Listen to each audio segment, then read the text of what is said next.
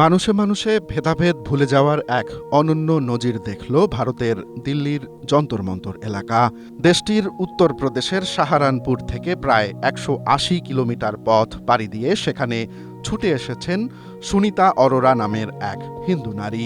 উদ্দেশ্য মোহাম্মদ জুনায়েদ নামের এক মুসলিম যুবকের মানবিক কাজের পাশে দাঁড়ানো।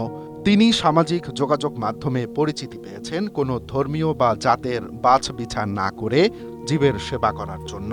সম্প্রতি অবলা প্রাণীদের প্রতি তার এই ভালোবাসা ছুঁয়ে গেছে ভিন্ন ধর্মের সুনিতা অরোরাকেও। যন্তর মন্তরে জুনায়েদের মুখোমুখি হতেই চোখ ভিজে ওঠে সুনিতা অরোরার।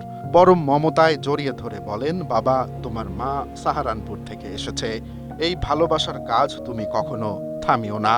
সমালোচকরা বলছেন, বর্তমানের অস্থির সময়ে এই ঘটনাটি কেবল একটি সাধারণ সাক্ষাৎকার নয়, এটি মূলত সম্প্রীতি ও পরম সহনশীলতার এক দারুণ বার্তা।